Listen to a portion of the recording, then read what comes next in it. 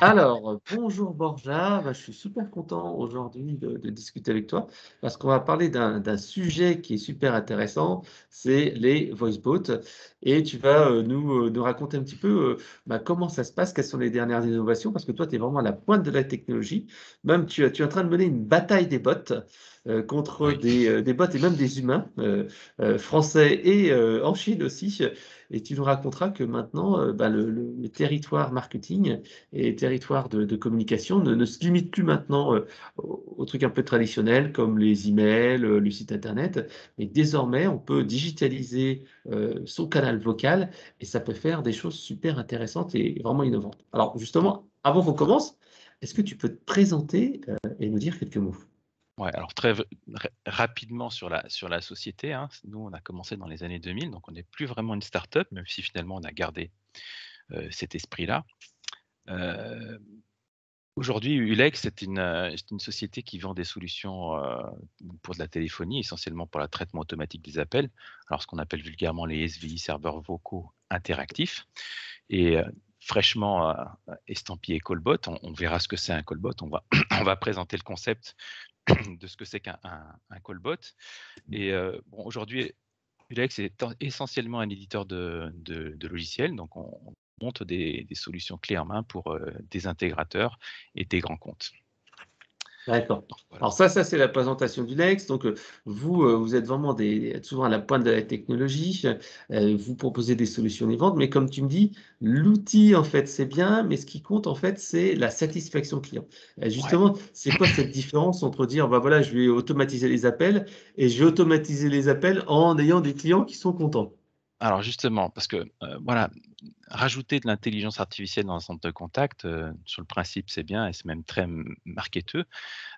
Aujourd'hui, il faut se rendre compte que finalement nos clients sont importants, mais les clients de nos clients sont encore plus importants. Parce qu'en fait, l'expérience utilisateur qu'ils peuvent avoir au travers finalement des appels qu'ils génèrent sur nos clients sont vraiment un point sur lequel nous, on a décidé finalement de porter toute notre attention. Pourquoi?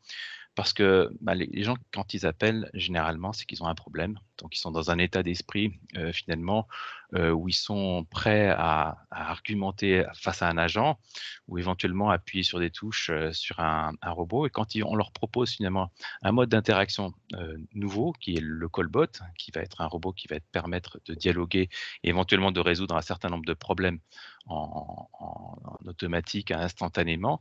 Et bien, il y a un accompagnement, il y a un souci des bonnes pratiques et de la bonne réponse et du bon comportement du bot. Et du coup, pour arriver finalement à améliorer cette expérience-là, bah, il faut de l'innovation. Il faut être capable de bien comprendre, de se mettre dans le contexte, de Ouais, c'est diffuser pas des tout de informations qui prendre sont des conformes. appels, mais si le bot, il répond à côté, la personne, elle va être encore plus furieuse. Elle va dire: «Non, mais je veux Voilà, pas parler à un bot, j'en ai marre de votre, truc, passez-moi un conseiller» et cetera. Et c'est vrai que touj nous, on le voit, chez certains, clients, hein, ils nous disent qu'il y a un taux de refus du bot, hein, qui peut aller jusqu'à, allez, 10-15, 20 parce que les gens, ils disent: «Non, non, mais je veux parler à un conseiller», soit parce qu'il y a du réappel et ça, tu le vois, chez tes clients, soit tout simplement parce qu'ils disent: «Non, mais de toute façon, un bot, il est pas capable de gérer ma demande, je veux parler à quelqu'un, quoi». Tout à fait. Aujourd'hui, quand même, les bots, qu'on met en place ont des aptitudes, que n'avaient pas les serveurs vocaux, traditionnels d'il y a encore quelques années. Donc c'est des technologies qui sont développées très rapidement. Alors appuyées par, la vague de Siri et des Google Home, finalement, on bénéficie finalement de beaucoup d'évolutions et vraiment un élan, technologique finalement qui bénéficie aussi, au canal, téléphonique puisque c'est du traitement de la voix. Donc, les innovations, sont une grande force qui vont permettre finalement, bah, de révolutionner un peu, ce qui est faisable et comment on le fait, dans ce canal-là.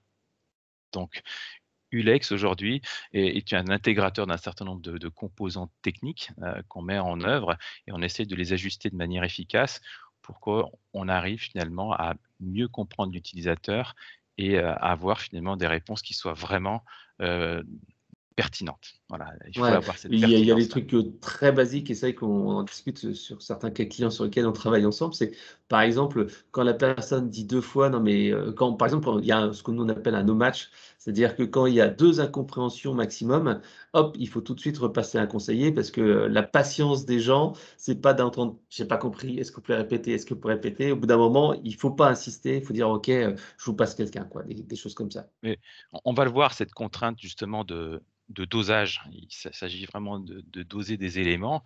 On a des voies de synthèse qui nous permettent aujourd'hui d'avoir très expressives.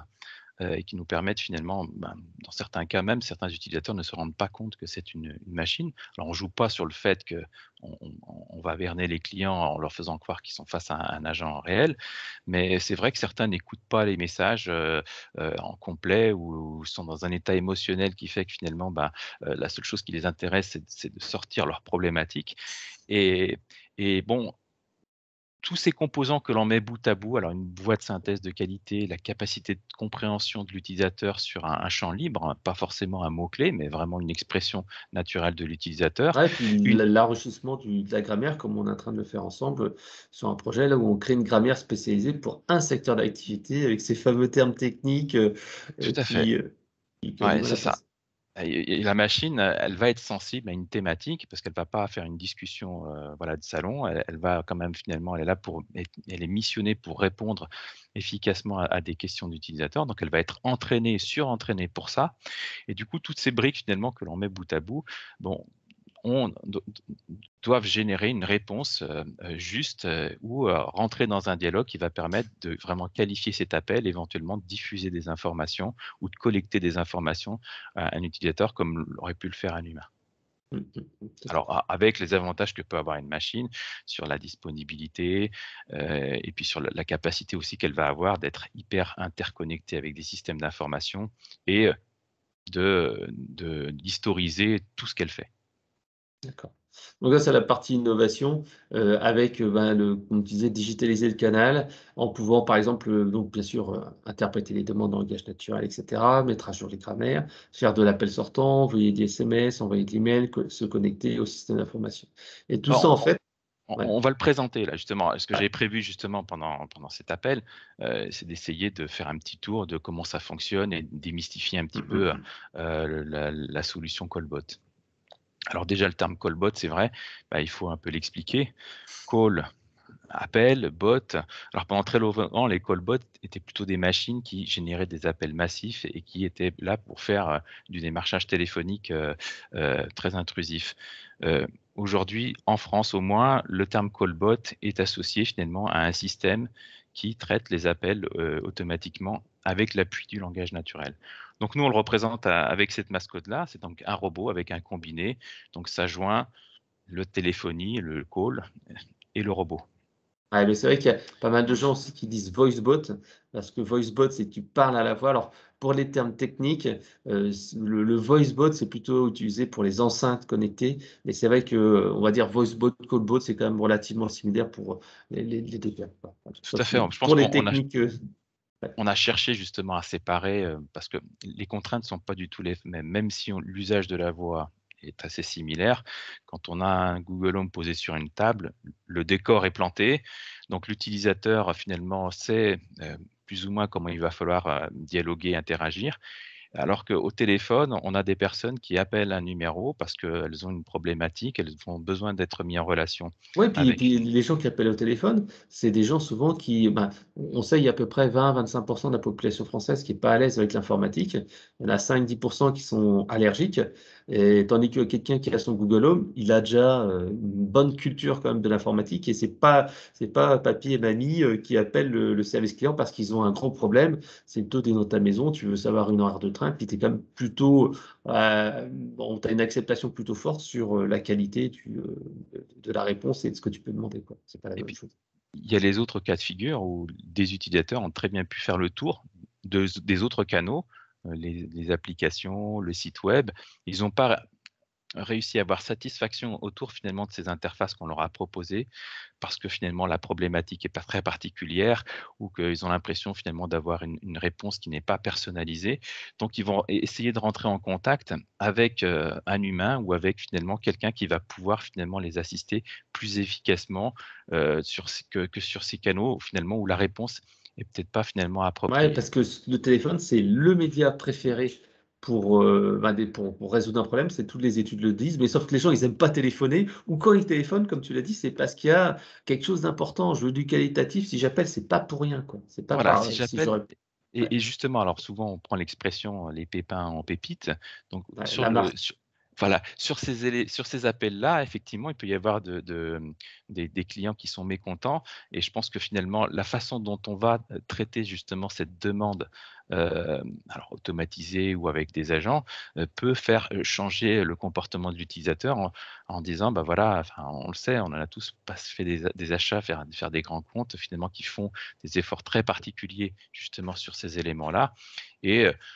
finalement une problématique finalement qui nous avait agacés finalement, a permis finalement de nous convaincre encore, plus il fallait finalement qu'on avait choisi, le bon fournisseur parce que finalement l'attitude, le comportement et la résolution du problème finalement étaient dans le sens de ce qu'on attendait d'eux. Mmh mh, mmh mh. Donc mais on revient encore sur la partie, téléphone, on je reprends souvent cette phrase de mon cher Terminator qui dit que finalement, bah, qu'il est vieux mais pas obsolète et le téléphone, c'est tout à fait ça. Ça existe depuis des dizaines et des dizaines d'années, mais voilà, on l'utilise toujours et il a toujours son usage, pour les cas finalement qu'on vient de définir actuellement. Donc, pendant très longtemps, enfin pendant très longtemps, dans les années, je pense 2015, nous qui faisions du serveur vocal interactif, on nous avait annoncé une mort, programmée, des serveurs vocaux, et de tout ce qui était automatisation en disant: «De toute façon maintenant avec les smart applications, avec les sites web, avec les communications mail, finalement personne n'appellera au téléphone» et aujourd'hui finalement on se rend compte que finalement on maintient finalement un rythme assez important finalement autour des appels pour les questions qu'on a vues. C'est que finalement, bah, même ces nouvelles interfaces peuvent générer une certaine frustration parce que finalement, voilà, la promesse des fois est difficile à tenir pour répondre efficacement à des problématiques, très variées.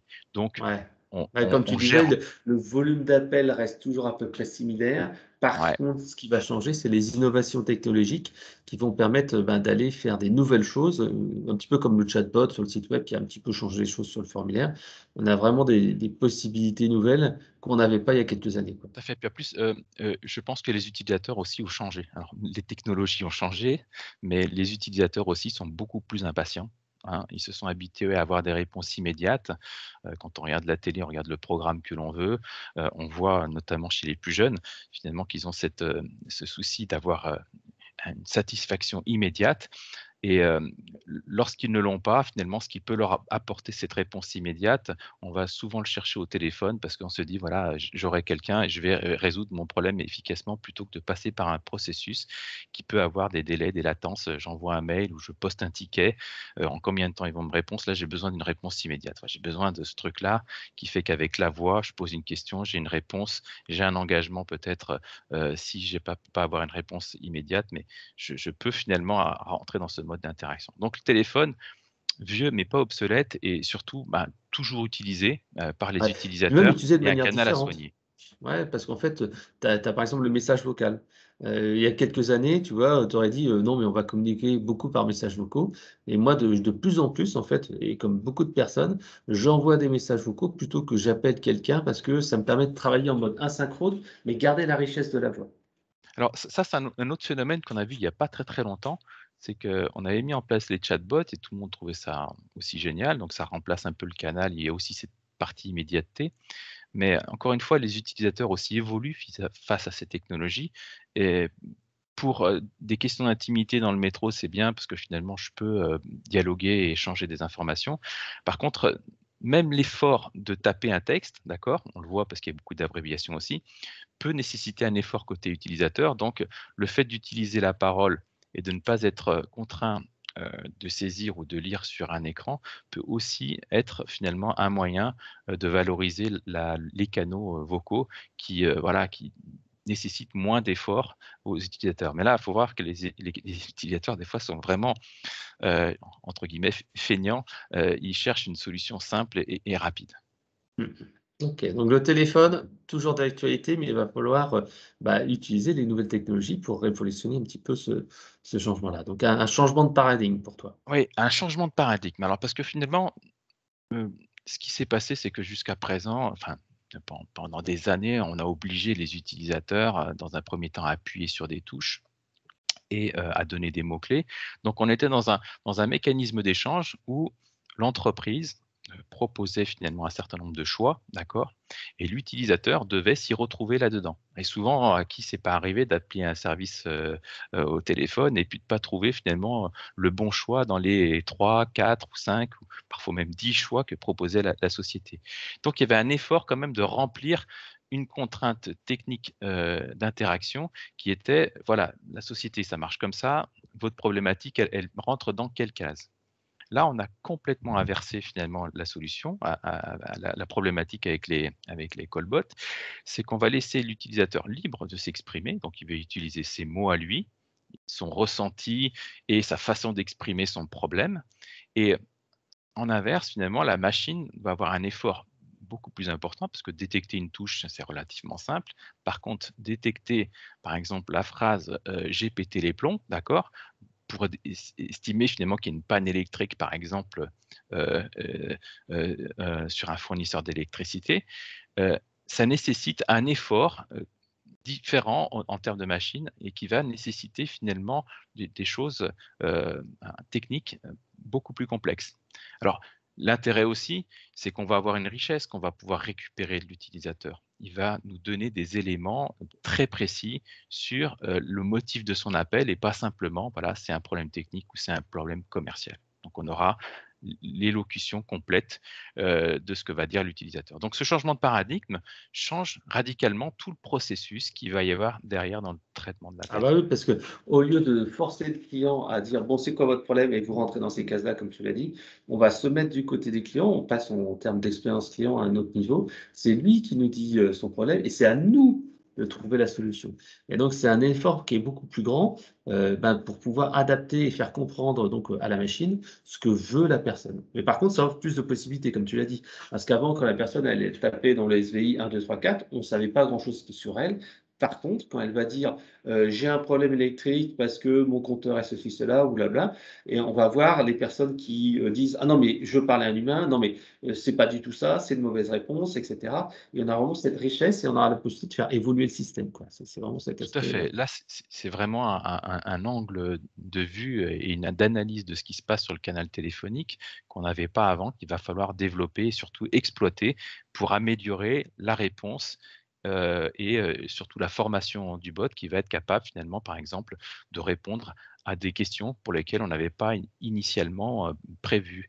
Ou alors, des questions qui peuvent aussi être, comment dire? Variantes par rapport à l'actualité. Je pense par exemple au Covid. Voilà et ça peut avoir un impact. Il peut y avoir des questions, sur une thématique finalement qui vient, de manière saisonnière ou ponctuelle en fonction de certains éléments d'actualité par exemple et sur lequel la machine ne va pas avoir la capacité de répondre, mais qu'on peut finalement compléter assez rapidement parce que on va pouvoir écouter, détecter finalement ces nouvelles demandes. ouais, c'est un petit peu l'aspect innovation comme tu le disais. C'est-à-dire qu'on va pouvoir aller au-delà du simple prise d'appel téléphonique. C'est-à-dire que tu vas pouvoir, par exemple, faire aussi, du dépôt de messages vocaux, de l'envoi de SMS. Tu vas pouvoir faire ça pas mal tu vas pouvoir en fait donner des nouvelles fonctionnalités comme par exemple, la reconnaissance de lieux, de villes, de noms propres, chose qui était compliquée à faire, avec un système traditionnel. Tu devais taper avec tes touches. Là, tu peux dire: «Bah, j'habite au 15 rue, bidule» et envoyer une transcription, dans le CRM et que la personne crée un ticket et ce soit pris en compte 24/24 quoi, des choses Ouais. comme ça. Ouais, tout à fait. Donc, toutes ces améliorations finalement et puis surtout le changement, le fait de pouvoir utiliser la voix et de dialoguer avec l'utilisateur va démultiplier finalement, la problématique, mais aussi finalement, les choix, et les possibilités qu'on peut faire au travers de ce canal. Il s'agit plus simplement de faire une mise en relation ou d'avoir quelques procédures automatisées. Aujourd'hui, les procédures automatisées, elles peuvent être vraiment très, très diverses, parfois même avoir des niveaux de complexité qui nécessitent finalement un échange avec l'utilisateur qui peut être, vraiment très riche. Mais on le verra sur les expérimentations justement finalement que le ou les des exemples finalement qu'on peut mettre en œuvre avec le callbot. Donc simplement pour reprendre un peu la base de comment ça fonctionne. Donc, le robot, on le voit, il a certaines fonctionnalités, on les a positionnées comme ça. Donc la première, c'est la partie télécom, il est branché au réseau téléphonique, donc il a cette capacité de prendre et de générer éventuellement des appels. Alors pour appeler des utilisateurs, mais aussi pour être mis en relation avec des agents et transférer des appels lorsqu'il estime que c'est nécessaire, parce que les utilisateurs le demandent explicitement. Il a une fonction de parole, donc souvent ce sont des voix de synthèse qu'on utilise. Pourquoi? Parce que finalement dans cette notion aussi de callbot, il y a une forte adaptation à l'utilisateur, donc le phrasé, ce que va dire la machine, va être étroitement lié, au contexte de cet appel. Le cas typique, c'est quand on accueille un utilisateur, si on a accès aux fiches clients, c'est de l'accueillir avec son nom, son prénom, et Mmh. d'essayer finalement de personnaliser l'appel, de bout en bout. Si c'est la deuxième, troisième fois qu'il appelle, la présentation peut varier aussi, le rappel de certaines règles, enfin Ouais, tout la ça. réitération d'appel, ne pas écouter le message de si votre appel est enregistré, machin, tout ça, 3 X € la minute, blablabla. Tout à Ne fait, pas parce que l'embêter avec tout ça. ouais, parce que la machine, en fait, assez rapidement, elle a un coup d'œil, express sur le numéro de téléphone. Donc, alors qu'elle soit enregistrée ou qu'elle soit dans un contexte, temporaire, elle peut, traiter efficacement cet appel-là parce qu'elle sait déjà l'ancien motif et cetera. Enfin, elle bénéficie d'un levé de fiches instantané qui lui permet, voilà, de s'adapter comme si, finalement, elle était vraiment que focalisée que c'est sur cet utilisateur-là. Donc pour ça, il faut une voix qui va te permettre finalement de synthétiser des choses, de dire des choses, qui vont être en contexte avec ce que va dire l'utilisateur, lui rappeler son adresse par exemple. Donc on utilise pour un gain d'expérience une voix de synthèse de qualité de bout en bout, de l'appel. On a aussi la capacité d'écoute, donc la machine va écouter quand c'est le temps de parole de l'utilisateur.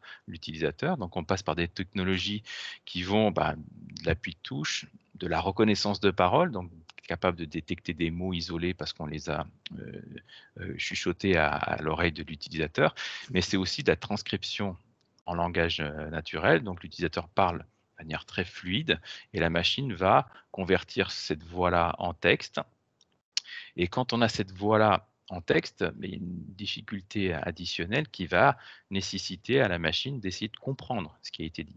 Si je dis par exemple, j'aimerais parler à Frédéric, il y a le mot parler, il y a Frédéric, il y a des éléments qui sont importants finalement dans ce qui a été transcrit, dans ce qui a été écrit du coup d'une certaine façon par la machine.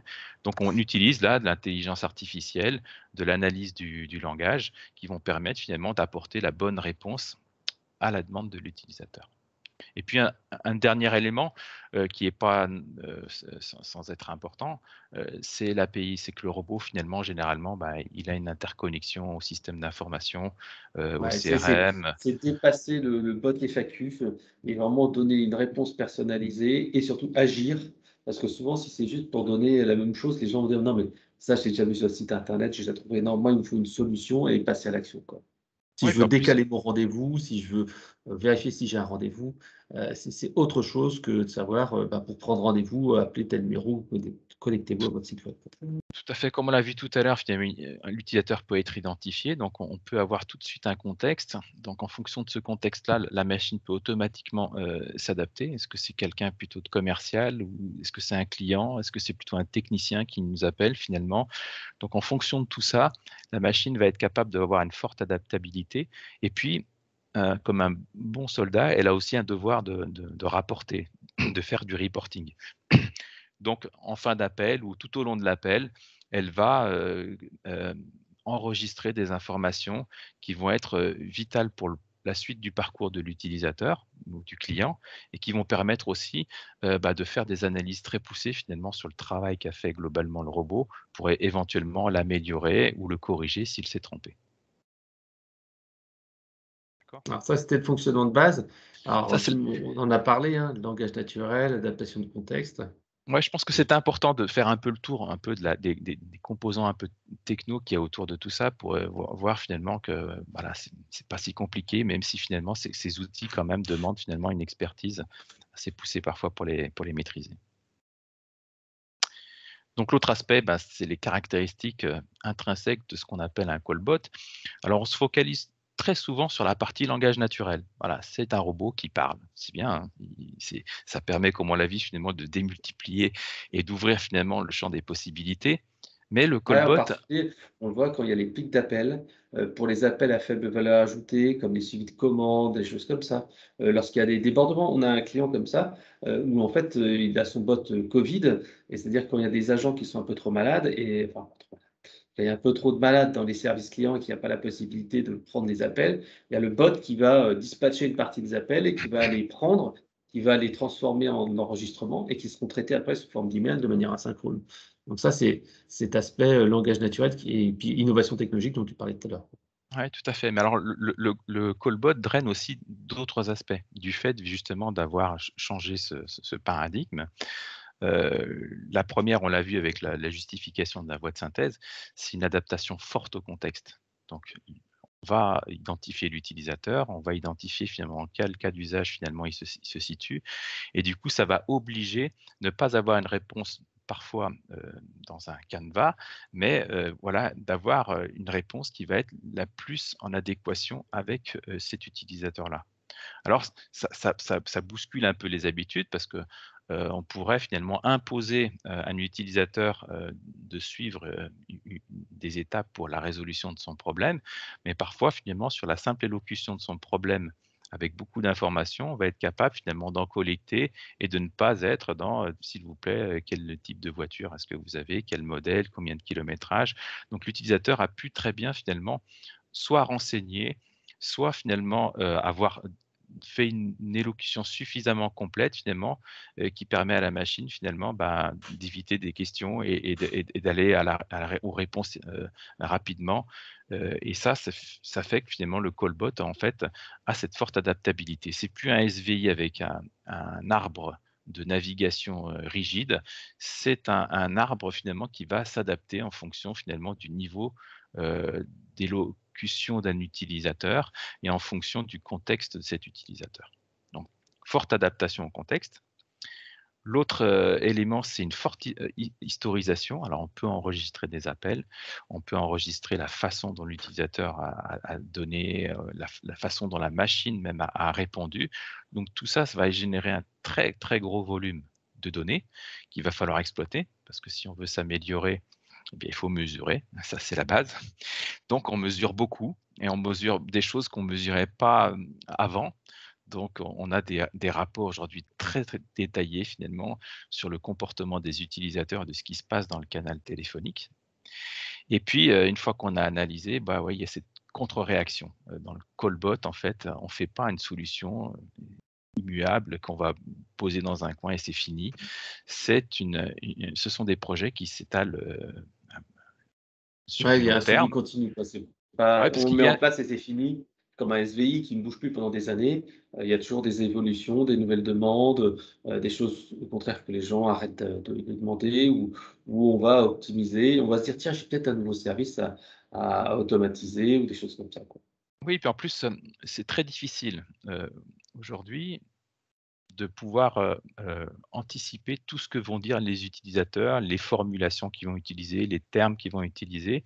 Donc on va en préparer parfois certains sur une étude préalable qu'on a pu faire finalement avec un certain nombre d'utilisateurs. Mais il y aura toujours un utilisateur qui va avoir une réponse pour lequel, on va être surpris, on l'aura pas prévu et on va trouver finalement judicieux d'y répondre efficacement parce que finalement, voilà, ça fait un peu partie de la promesse, qu'on essaye de mettre enfin, la promesse qu'on fait aux utilisateurs en termes d'expérience, utilisateur et je pense que voilà, cette boucle de contre-réaction, elle permet d'avoir un cercle d'amélioration continue, de la boîte et surtout une adaptation à des utilisateurs qui, on le voit, hein, sur 1 mois, sur 2 mois, sur 1 an, évoluent et changent en termes de comportement. OK. Donc on parle souvent d'un système du coup antifragile parce qu'en fait, voilà, un des principes de l'antifragilité justement, c'est que soit finalement on a un système qui est relativement robuste, mais qui n'est pas une bouteille de verre par exemple, c'est très solide, mais sauf que si on la jette par terre finalement, elle va finir par se casser, elle se casse finalement parce qu'elle est en dehors de son cas d'usage. Donc on a des systèmes qui peuvent être fragiles dans ce contexte-là.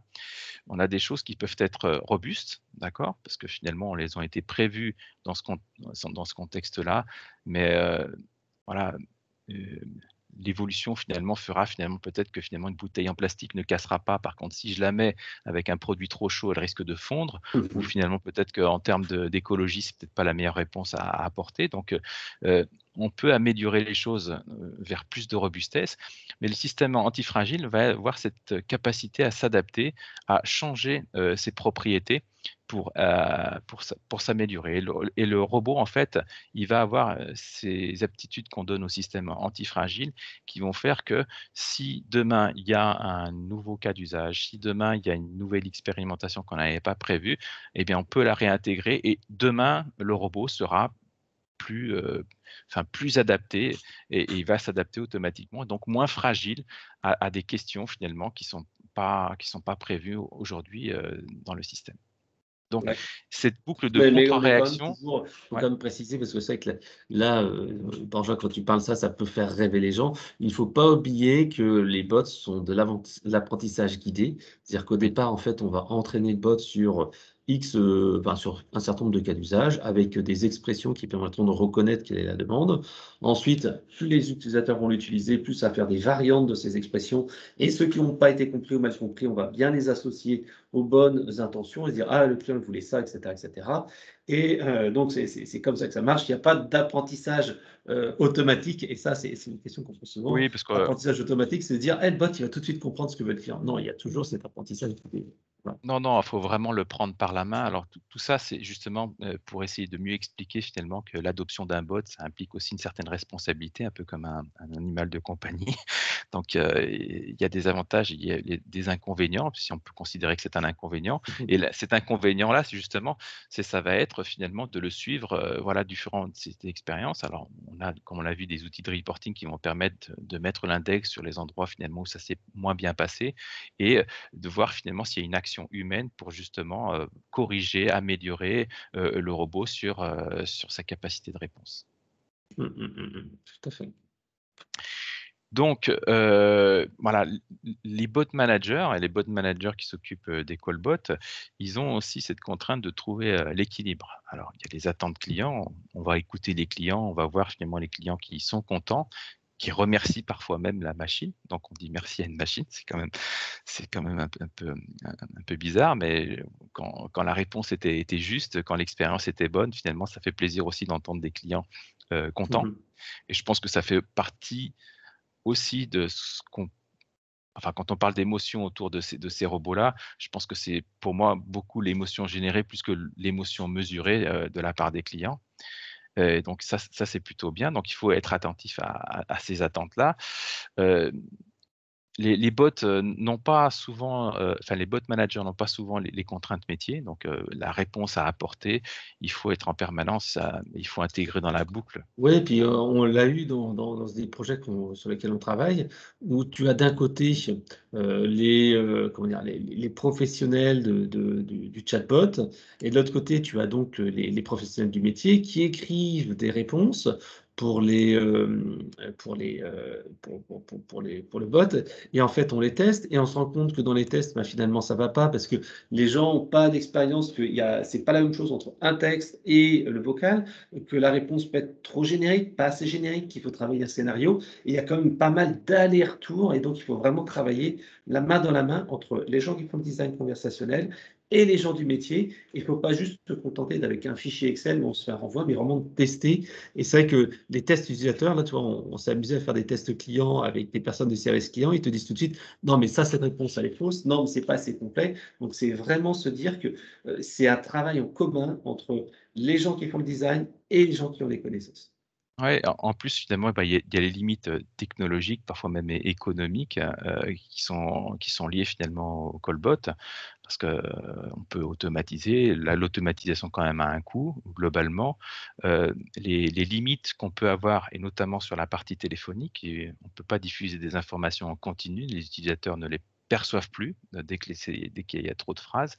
Donc toutes ces contraintes, bah, il faut les faire partager finalement au métier pour qu'eux aussi finalement, enfin, améliorent, leurs réponses. Donc, il y a cet équilibre finalement qui doit se trouver autour des projets callbot qui font que, bah, il va falloir, voilà, pondérer et essayer finalement d'animer tout ça, d'avoir une Ah ouais, réponse on se dit pertinente ensemble, tu vois, qui ouais, c'est une idée par interaction, pas plus, pas 3 idées parce que la personne n'a pas le temps de répondre, pas de numéro de téléphone, pas d'URL et si nécessaire donc faire des échanges, mais pas trop non plus. On en discutait, pas plus tard qu'hier, tu me disais, le client il en aura marre d'avoir des oui, non, est-ce que c'est bien ça et cetera. Donc en fait, il faut vraiment, faire attention à tous ces petits points-là qui vont soit, il y a trop d'infos et c'est trop, soit trop d'interactions et à ce moment-là, les gens en auront marre. Comme il disait, j'ai eu d'utilisateurs qui disaient il y a pas très longtemps: «Non mais, il y a trop de questions pour avoir ma réponse. Il me pose trop de questions, c'est pas possible».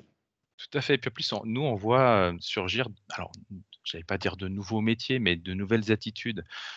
C'est souvent les développeurs finalement qui mettent en place finalement les réponses des robots parce que c'est étroitement lié finalement à des éléments finalement de programmation, même si c'est du graphique ou si c'est des choses finalement qui sont, plus accessibles. Il n'en reste finalement que, prendre la main, le contrôle du bot, c'est comme une marionnette, hein. Il y a une signe un peu artistique, il faut que la phrase claque, il faut que la voix de synthèse finalement, fasse une bonne élocution ou qu'elle mette une pause à un moment donné, adéquate. Heu, Qu'elle soit aussi dans ce qu'on appelle nous un peu la gamification où on essaye finalement d'encourager l'utilisateur à aller dans l'interaction. «Oui, c'est bien, très bien, c'est noté, tout à fait». Voilà, on habille les phrases pour essayer finalement de rentrer dans une dynamique de dialogue et puis surtout finalement on sait que c'est pour certains Ouais, un truc c simple, tu vois, on en discutait, c'est, au lieu de dire: «Quelle est votre demande?» qui est très, comment dire? Très, négatif et qui, enfin pas négatif, mais qui est orienté demande, en quoi puis-je vous aider? Quel est en quoi puis-je vous rendre service? Ou des choses comme ça. Changer la forme de la phrase a un impact important sur ce que va dire ou ce que va penser. Quel est l'objet de votre demande? Forcément, la personne va pas discuter, va dire plutôt des mots-clés ou des choses comme ça. Tandis que, quel est votre, en quoi puis-je vous aider? La personne va être un peu plus loquace et dire un peu plus de mots. Donc il y a ouais, vraiment des petits trucs qui font que, il y aura des gros impacts en fait derrière. ouais, tout à fait. Alors d'annoncer par exemple que ça va être plus ou moins long, enfin, encore une fois, on l'a vu tout début, hein, il faut porter énormément d'attention sur l'utilisateur et quand on programme ces robots, pour moi, ce sont des marionnettes, hein. Il y a quand même finalement, il y a un côté artistique, il y a un côté phrasé. On écrit un dialogue, qu'on va ensuite dérouler avec l'utilisateur et il faut finalement que le phrasé soit juste parce qu'en plus, dans la formulation de certaines questions, on peut aider l'utilisateur à être plus performant dans le sens de la machine. Parce que Ouais, si bah, par on pose exemple, la bonne question, on aura la réponse qu'on attend et du coup, finalement, si on a cette réponse-là, globalement, il va y avoir une fluidité de dialogue. ouais, Donc par c'est un exemple, le «En exercice qui est quoi pas puis-je vous facile. aider?» Moi, je me bats tout le temps pour dire: «En quoi puis-je vous aider?» mais derrière, donner des exemples de ce que la personne peut avoir. Est-ce que vous voulez, par exemple, faire un relevé de compteur? Est-ce que vous voulez faire, avoir un relevé de facture? Enfin, déjà, de lui donner des pistes et de lui donner des éléments de langage qu'il va pouvoir reprendre. Parce qu'autrement, si tu lui dis, comme pour un chatbot: «En quoi puis-je vous aider?» on se retrouve sur un bot où les gens vont demander tout et n'importe quoi et ça devient très compliqué à l'utilisateur d'avoir une bonne réponse. Tandis que si tu l'orientes au départ en chatbot en tout cas, hein, sur, dire: «Bah, voilà ce que je sais faire. Je sais faire ça, ça, ça, ça, ça». On a un aspect déceptif qui sera beaucoup, beaucoup plus faible. Ouais, tout à fait. Après, justement, pour éviter, de rentrer sur ce qu'on connaissait avec les serveurs, vocaux où on donnait la liste des possibilités, ça peut être modulé avec ce qu'on a vu tout à l'heure comme étant le contexte. Donc l'utilisateur qui a déjà rappelé, qui a déjà eu une expérience, qui sait déjà finalement globalement comment fonctionne le robot, il a besoin de moins d'indications que quelqu'un finalement pour lequel finalement c'est son premier appel, où la machine doit peut-être se présenter et doit rappeler finalement ses principes d'interaction. Tout à fait. Donc maintenant, on va voir un peu les missions, 1 de ces callbots, et qui sont déjà en action sur un certain nombre de clients.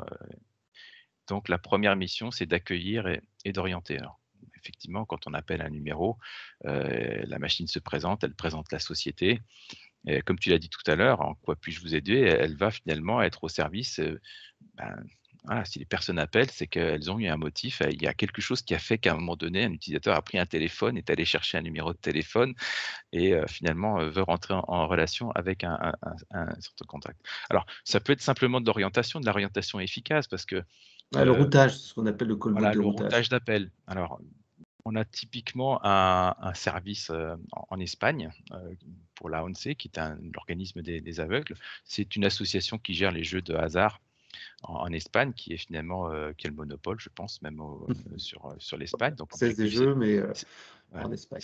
voilà, elle a une vocation, sociale, et donc elle permet finalement, de rémunérer, de trouver du travail finalement, à toutes ces personnes handicapées qui aujourd'hui finalement, vendent des tickets, voilà, et finalement c'est un peu l'activité de cette association-là.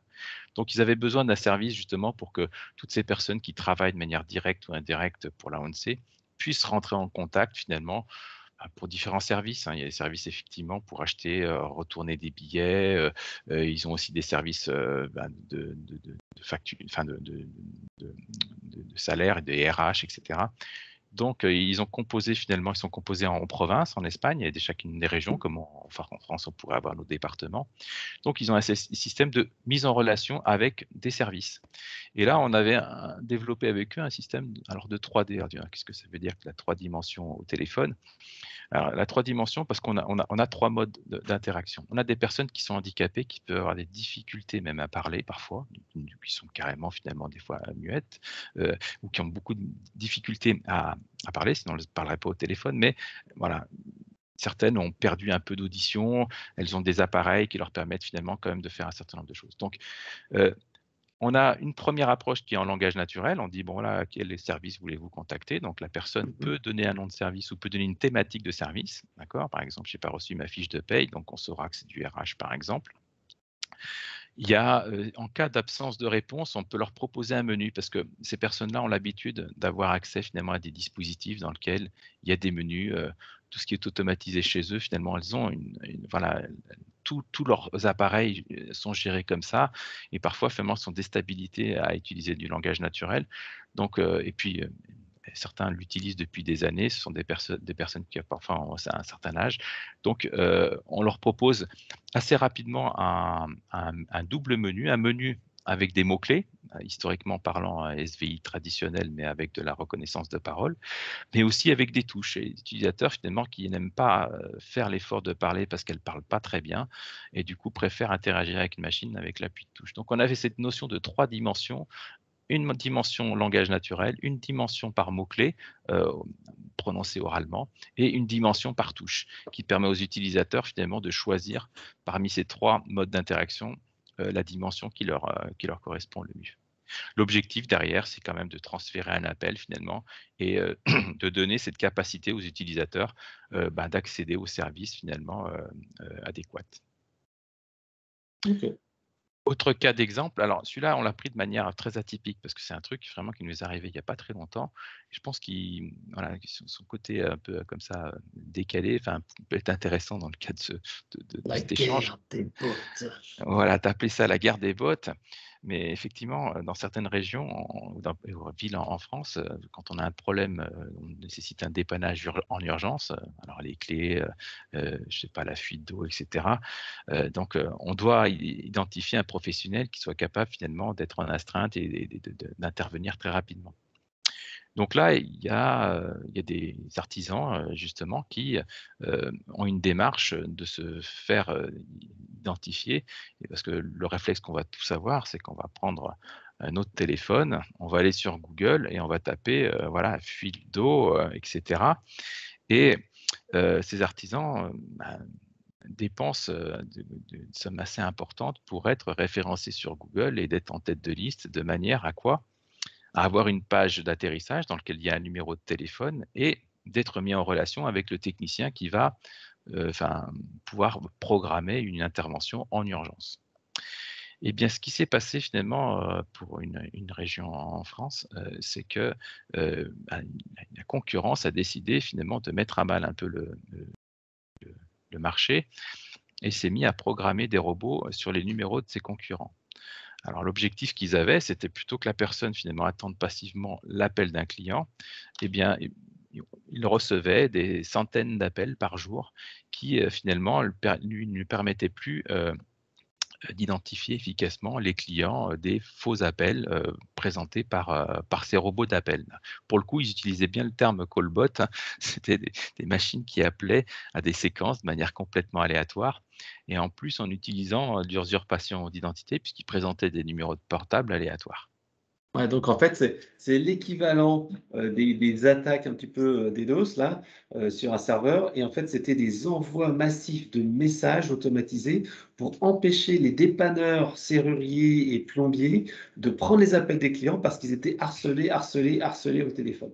Ouais et alors du coup, c'est très compliqué même de remonter finalement à d'où viennent ces appels parce que, bah, ils sont faits de manière finalement, à nuire et puis surtout, c'est pas un ap des appels continus, c'est un appel toutes les minutes, toutes les 30 secondes.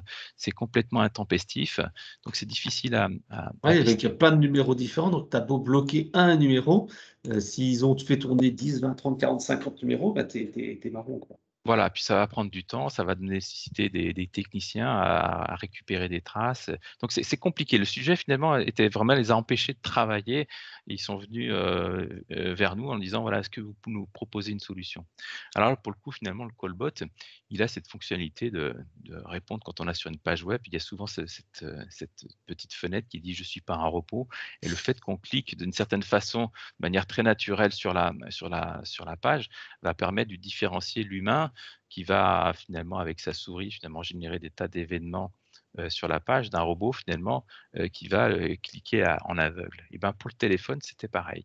Donc, ils appelaient, ils avaient essayé de mettre des menus, appuyer sur une étoile ou un code à chiffres et en fait, ils avaient réussi à appuyer, enfin faire que le bot appuie sur la bonne touche pour passer, l'étape de ce menu-là. Donc, ils sont venus vers nous pour renforcer un peu cet anti-spoofing, cette usurpation d'identité que font les utilisateurs pour déranger, en permanence, l'artisan et Technicien. éviter de travailler. Donc on a mis un robot en filtrage. Donc le robot va poser une question finalement qui va être complètement aléatoire sur une dizaine, une vingtaine de questions. Il va dire par exemple: «Dites le mot serrurerie». Donc quand, la machine finalement, détecte le mot serrurerie, à ce moment-là, le transfert peut se faire, on peut être mis en relation avec le technicien.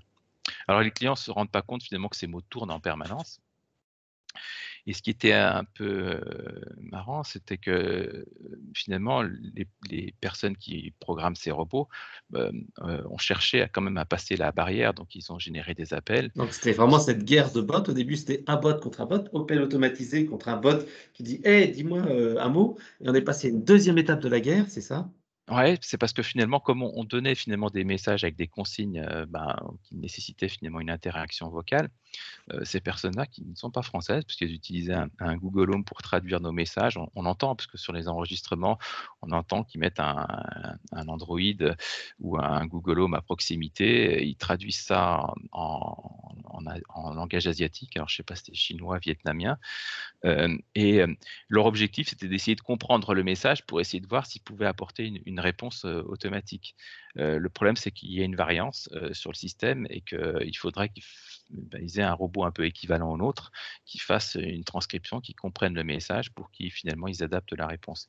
Et aujourd'hui, ils sont restés bloqués sur cette phase-là, parce que voilà, le niveau de technologie ou de technicité qu'il faut pour, arriver à passer ce barrage-là, aujourd'hui, protège, les les techniciens, enfin les artisans, de ces attaques. Donc aujourd'hui, voilà, même dans un domaine qui peut paraître finalement, très éloigné de ce qu'on a l'habitude de faire, beh, il y a des pratiques, il y a des cas d'usage qui sortent parce que finalement, programmer un robot d'appel, ça devient à la portée d'un très grand nombre et aujourd'hui, voilà, certains l'utilisent à mauvais escient.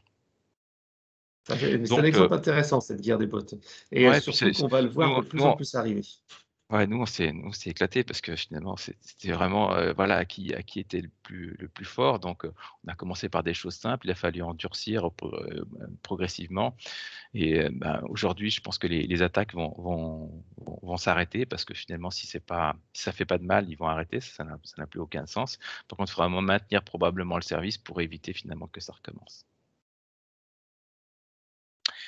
Donc, autre cas d'usage, là, on est vu finalement sur des robots finalement qui sont là plutôt pour identifier, comme tu l'as dit tout à l'heure, un motif d'appel, une cause d'appel et de la router à la bonne personne pour qu'elle puisse finalement la traiter.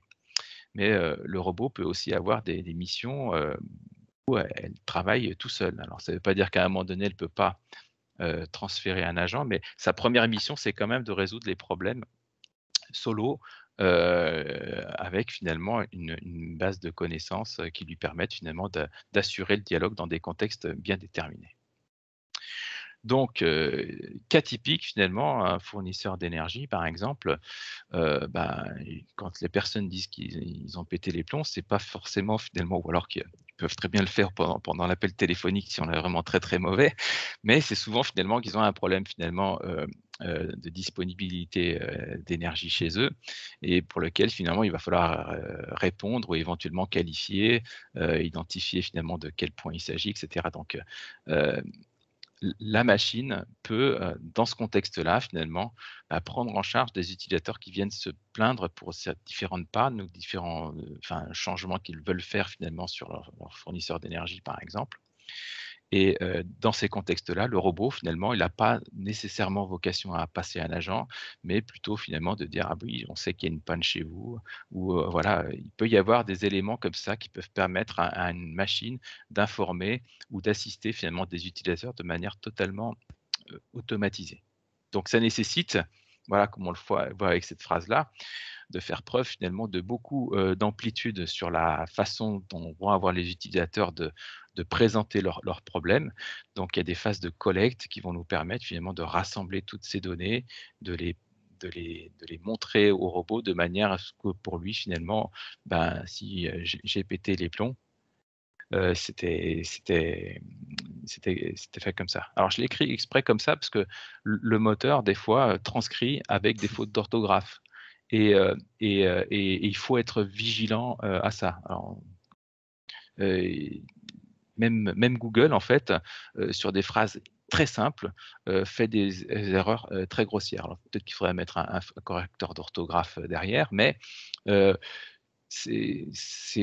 voilà, il faut avoir ce niveau d'adaptabilité de comment Ouais, dire? la Aussi NLP derrière doit être fait pour comprendre, mais également en amont, on parlait de la NLP, donc qui comprend les textes, mais en amont, c'est donc le moteur qui va transcrire la voix en texte, et lui aussi, il faut lui apprendre un vocabulaire. Donc, par exemple, si on est dans le domaine de l'énergie, c'est pas le cas là, donc pour notre cas, mais si on parlait d'Engie, tout simplement, le moteur de transcription de la voix en texte, quand il entendra: «Oui, j'ai un problème avec Engie», il va comprendre NJ et il va pas comprendre la marque NJ. voilà, alors Donc il y a vraiment alors un travail à faire qui est pas uniquement sur, la compréhension, mais également sur la transcription des termes techniques et ça, c'est un petit peu ce qui est différent entre un chatbot classique où il y a juste, la phrase à améliorer et cetera. Il y a aussi un travail en amont sur ce fameux moteur, de reconnaissance de la voix. tout à fait, il y a un travail sur le moteur de la reconnaissance, mais après, voilà, c'est très difficile d'englober toutes les variantes, même si finalement, dans un contexte un peu plus fermé où les trames se répètent efficacement, on va éliminer énormément d'erreurs. Mais bon, voilà, il faut avoir aussi il faut voir les réponses, ou les transcriptions, des systèmes pour, comment dire? Se caler dessus. Autre cas d'exemple, mais où est mon colis? Ouais, pour un fournisseur finalement, de colis, c'est une des demandes sur laquelle finalement l'utilisateur appelle. Alors ils ont d'autres interfaces, hein, il y a des applications ou il y a des sites web avec un numéro de colis, on peut avoir des informations, mais certains appellent de l'étranger ou certains finalement, comme tu l'as dit tout à l'heure, sont, techno technophobes. Mmh mh. D'accord, et ils préfèrent appeler, donc ils appellent et donc on doit leur donner des informations, sur, la position où en est le traitement, de leur livraison. Voilà, et dans ce contexte-là, on passe par un agent, le système va automatiquement identifier une référence produit, enfin une référence colis pour donner des informations sur ça. Alors des sociétés qui font des livraisons, il y en a plein, d'accord? Là, on est sur des XP finalement de la messagerie. D'accord. Le robot, il reçoit des appels, mais il peut aussi, appeler des gens. Donc ça, on l'a vu tout à l'heure avec le terme callbot qui était utilisé essentiellement pour ces cas de figure-là. Alors encore une fois, appeler les gens, c'est bien, mais aller a pour les annoncer des bonnes nouvelles ou dans un contexte finalement, qui soit pas forcément de la comment on appelle ça? De la prospection, massive, c'est mieux. Donc, il y a aussi ces cas de figure, on peut avoir une attention particulière à certains de nos clients, les appelant pour leur annoncer ou leur rappeler un rendez-vous, prendre des nouvelles d'eux, voilà, ce genre de choses. Donc on va montrer 2 cas de figure là, finalement, qui sont finalement des de cas concrets où il y a énormément d'appels qui se passent. Le premier, c'est l'Amérique latine.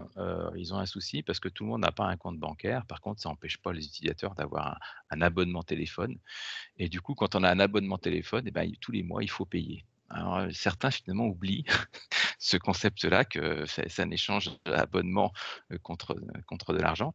Donc, des sociétés de recouvrement finalement reçoivent tous les jours des milliers d'appels à générer pour rappeler leurs utilisateurs, téléphonie, connexion internet, et d'autres, d'aller De payer en payer. guichet leur leur, leur dû.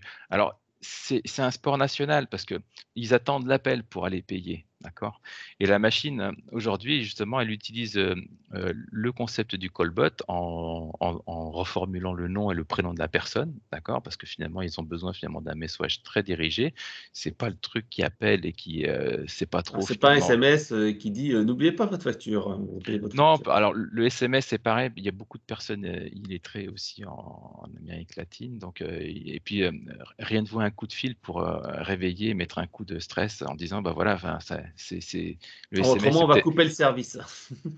Alors, ça peut être ça, mais sincèrement, ça se fait pas du tout dans un intérêt de menace. Moi, j'écoute les messages et la formule, qu'ils utilisent. D'ailleurs, la question que j'ai mis, c'est: «Puede usted pagar mañana?» qui veut dire: «Est-ce que vous pouvez payer demain?» Donc Ah oui, c'est l'objectif, vraiment dirigé là-dessus, ouais. c'est dirigé sur le disant voilà, vous avez une dette de temps, on rappelle la dette, c'est pas forcément des grosses dettes, hein, mais ça nécessite finalement quand même que l'utilisateur finalement sache que, bah, on l'a pas oublié et qu'il a payé. Mais bon, il y a toute une industrie alliée finalement au recouvrement dans ces pays-là, parce que ces dettes-là ensuite finalement en cas vraiment de non-paiement, enfin peuvent se revendre et ça devient finalement comme quelque chose d'assez spécifique de ce genre de pays. Mais dans ce contexte-là, on travaille nous avec un acteur, d'Amérique latine qui est en train de développer justement, des callbots qui ont pour mission, essentiellement de faire ces rappels, de négocier et qui ont une certaine pertinence parce que justement elles sont adaptées dans le contexte. Elles rappellent le montant, la dette avec la société avec laquelle finalement cette dette et puis elles négocient quand même, éventuellement un paiement cette semaine, la semaine prochaine pour que finalement on puisse avoir un retour aussi, Et si la vis personne a dit: «J'ai pas d'argent» ou «Je vous paierai la semaine prochaine», est-ce que le bot, il répond quelque chose? ah oui, il répond quelque chose, ouais. Ouais, Il elle rappelle répond, que cette dette finalement il faut qu'elle soit soldée donc et qu'il faut qu'elle la paye. Mais l'objectif, c'est quand même finalement que dans la plupart des gens, finalement, quand on leur dit si elle peut payer demain, la personne va dire non, par exemple. Non, c'est pas possible. Donc le bot ensuite va essayer de négocier finalement une échéance. ah, il Alors dira: «Bon, est-ce que c'est possible la semaine prochaine?» voilà, elle étend son échéance, mais alors vraiment, si la personne est capable de dire qu'elle va pas payer du tout, généralement là, il y a la possibilité de passer à un agent. Ah ouais, donc il y a quand même une petite interaction qui est faite là-dessus. Ouais, là-dessus, sur les cas finalement où la machine finalement n'a pas satisfaction, même l'utilisateur, il peut demander à un moment donné parce que il conteste la dette, il l'a déjà payé par exemple. Ça arrive, hein, il dit: «Non, ce message je l'ai déjà payé». Alors le robot, s'excuse en disant: «Bon OK, très bien, si vous avez payé votre dette, bah écoutez, c'est ce qu'on on a croisé les fiches, merci, au revoir». Donc D'accord. là, on voit le langage naturel, enfin, ou la partie callbot, justement mis à contribution aussi finalement d'un cas où on rappelle des utilisateurs pour leur rappeler finalement, de payer leurs fournisseurs. Ouais, là, on est comme dans du rappel de clients qui, sont, de clients justement des pas et pas du robot spam de machin. Voilà, précisément. voilà, c'est quand même un client, voilà, qui est en compte. On l'appelle parce que finalement, bah, on n'a pas de nouvelles et puis surtout finalement, avant de couper la ligne et avant de passer finalement sur une étape supérieure finalement en termes de recouvrement, c'est un appel à l'amiable, hein, voilà. Il y en a pour ça, mais il y en a aussi parce que, heu, dans ces pays-là, on fait aussi des microcrédits, donc les gens ont besoin d'argent. Typiquement, bah, quelqu'un qui vendrait par exemple des melons, dans un marché, donc il va avoir besoin de l'argent pour acheter chez un grossiste une certaine quantité de marchandises. Donc il va prendre un microcrédit pour ça et il doit le rembourser dans la quinzaine de jours. Donc les banques font ça et du coup, à échéance, si, la personne n'a pas remboursé, bah, ils vont aussi finalement, essayer de comprendre finalement, si la personne peut ou pas payer, son crédit. Donc, D'accord. on est dans des cas d'usage qui sont très loin de ce qu'on fait nous. Par contre, on se rend compte que la machine, finalement, dans ces contextes-là aussi, permet finalement de répondre efficacement. Avant, ça se faisait avec des centres de contact. Là, dernièrement, avec la pandémie, Covid aussi, les centres de contact ont été très mis à mal pour faire ce type de mission-là, parce qu'on ne pouvait plus rassembler les personnes dans des endroits aussi confinés. Donc les robots, enfin, ont eu un regain d'intérêt pour gérer ces contraintes-là. D'accord. Donc, 2e cas d'exemple, pour pour une société de travail temporaire. Donc les gens s'inscrivent généralement, il y a des campagnes même qui sont faites, à l'occasion de Noël ou parce que finalement certains, gros fournisseurs ont besoin d'embaucher très rapidement un très grand nombre de collaborateurs pour des périodes, parfois temporaires. Donc ils sollicitent les agences d'intérim. Donc les agences d'intérim arrivent à recevoir finalement des candidatures. Sauf que voilà, quand la demande, du grand compte finalement va pour parfois des centaines ou des milliers de postes, finalement, il faut répondre avec des CV et des personnes qui sont motivées et disponibles, pas simplement ouvrir la fiche. Donc il faut généralement faire un peu, un rappel pour savoir si les utilisateurs sont toujours sur le marché, du travail, s'ils ont déjà trouvé et puis surtout s'ils sont prêts à travailler, le samedi, le week-end, s'ils ont, une compétence, ou un brevet spécifique qui leur permettrait finalement d'exercer certaines missions, beaucoup plus spécifiques. Donc pour ça, finalement, bah, on programme un robot, qui appelle les utilisateurs et qui leur fait passer finalement, bah, un certain nombre de tests ou des questions qui vont valider leur profil, de manière finalement à pouvoir leur proposer des postes. Donc historiquement parlant, ça se faisait depuis les agences, les agents appelaient, mais avec les difficultés que la personne n'était pas joignable. Donc là, le système finalement a une politique de contact qui est relativement efficace. Alors premièrement, on ne vend pas quelque chose. Là, il y a une personne qui cherche, un emploi, donc elle va avoir une toute autre attitude que quelqu'un qui n'a rien demandé et pour lequel on va lui poser la question de poser des panneaux solaires, chez elle, par exemple. Là, la personne vraiment est en demande, donc quand elle reçoit l'appel et quand, la société se présente, pour elle finalement c'est, c'est une bonne nouvelle, d'accord?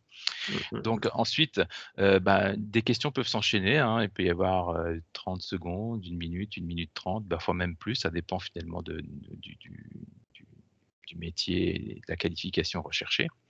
Donc l'objectif, c'est d'avoir finalement instantanément, enfin après une génération d'une campagne qui peut s'étaler sur plusieurs heures, d'avoir finalement déjà avoir des profils Ouais, des gens se qui sont dégagent. disponibles pour aller travailler, je sais pas, pour faire de l'intérim dans une usine ou pour aller, déposer des colis ou n'importe quoi. Donc en fait, ça permet de dire: «Tiens, j'ai un pool de tant de personnes et j'ai pas appelé 50 personnes, mais j'appelle les 20 qui sont dispo et qui sont prêts à faire ce job, quoi».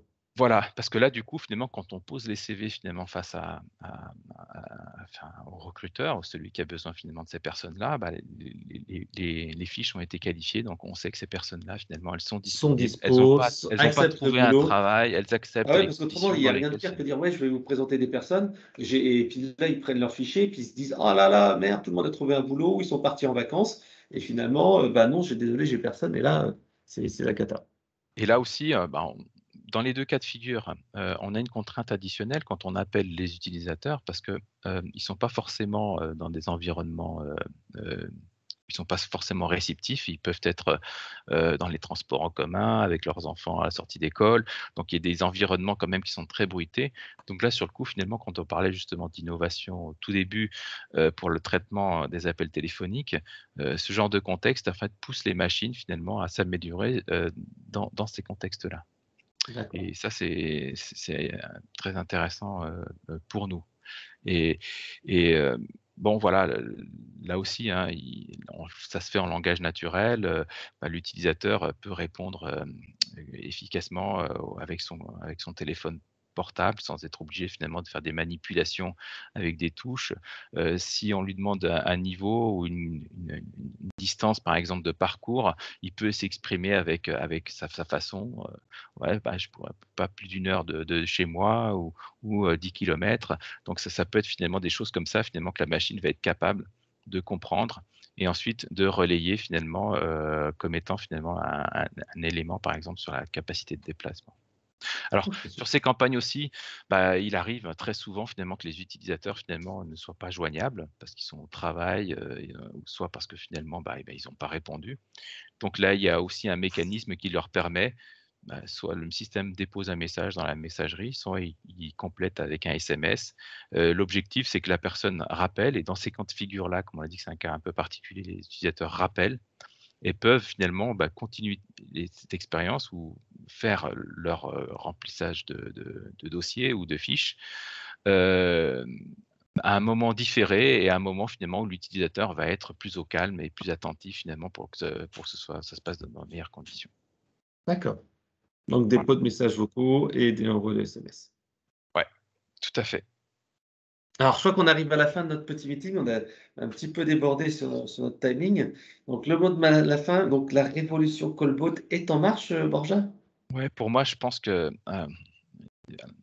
on a vu nous, on s'inscrit dans une continuité. C'est des SVI, des AV qui ont amélioré, mais le fait qu'on ait changé le paradigme et qu'il y ait tous ces effets finalement, heu, à mettre en place sur les technologies et sur la méthode de conception de ces bots, il y a une révolution en cours. Et nous, on l'a vu cette révolution en cours parce que au tout début, quand on a commencé à faire notre premier callbot, heu, toutes les révolutions, tous les grands changements, paraît-il, passent par 3 étapes. La première, c'est que finalement les gens considèrent ça comme étant ridicule. Pourquoi? Parce que finalement, c'est arrivé, le robot était maladroit, il n'a pas compris. Donc, on a essuyé cette partie finalement, nous on avait une vision de ce qu'il fallait faire. Par contre, les technos n'ont pas été développés comme ça du jour au lendemain. Moi, je pense que notre premier callbot, il date d'avant les années 2015. On en avait fait des expérimentations avec des moteurs de reconnaissance, mais vraiment avec moteur de transcription, analyse de langage, je pense que ça remonte à peu près à ces zones-là. Donc on a montré des choses et les gens, trouvaient ça plutôt rigolo et pas forcément performant, utile. Ensuite, on passe sur une deuxième phase qui est la partie, dangereux. Les gens ont considéré ça en disant: «Bah, ouais, je suis allé dans des Ça va piquer salons, mon job.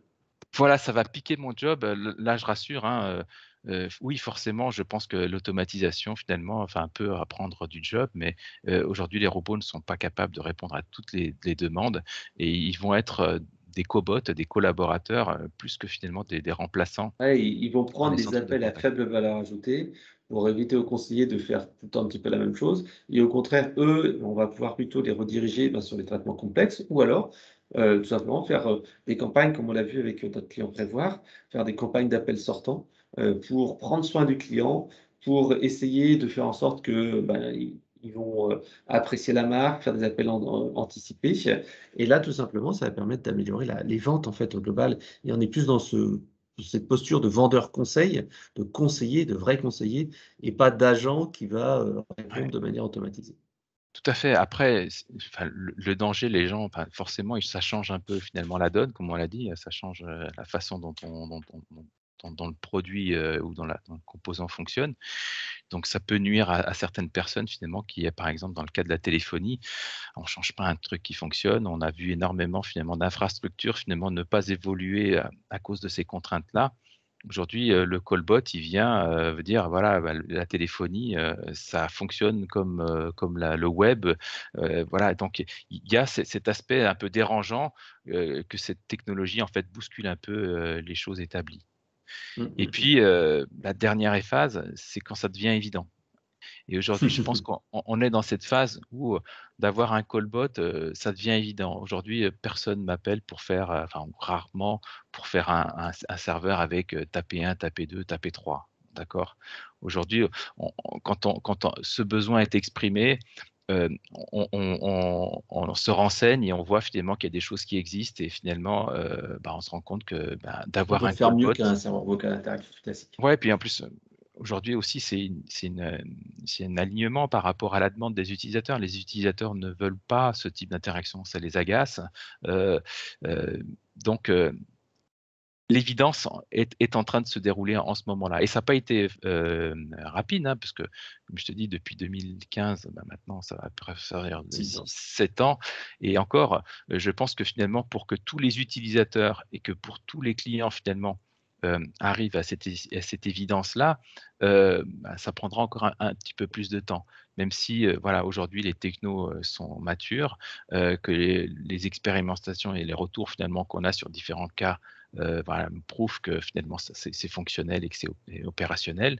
Mais voilà, on est quand même sur une révolution, voilà, qui n'est pas toujours en rupture et qui est, peut prendre aussi un petit peu de temps. D'accord. Alors, si on veut en savoir plus sur toi, il suffit de taper dans Google Voxibot, je pense, et là, on arrivera directement sur Ulex et bien sûr, si vous souhaitez, mettre en place un projet, n'hésitez pas à me contacter. On travaille main dans la main donc avec Borja sur, Ouais, des projets. Donc Borja étant multi-prestataire, il offre les outils pour créer des bots, quelle que soit la solution de centre de contact d'ailleurs, puisqu'en fait, tu peux te connecter avec Eloquent, tu peux te connecter avec d'autres solutions. Tu peux te connecter avec différentes solutions de NLP, donc de chatbot, hein. ouais.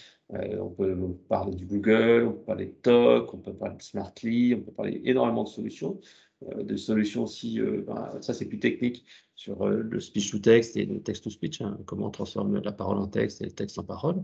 Et donc c'est une solution qui est super adaptable et qu'on a vraiment le plaisir de mettre en place.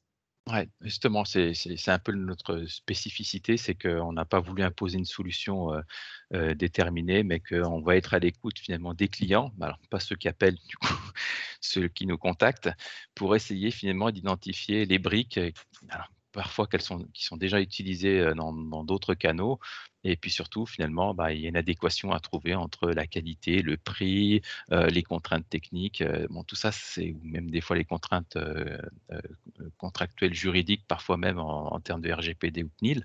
Donc tout ça finalement ça tourne autour d'un projet finalement qu'on discute avec eux. D'accord. Merci Borja pour toutes ces informations. J'espère que vous aurez appris des choses intéressantes et donc rendez-vous chez Voxibot si vous voulez avoir des infos ou envoyez-nous tout simplement un petit mail. Allez, Ouais, à bientôt. merci à tous. Bye. Au revoir.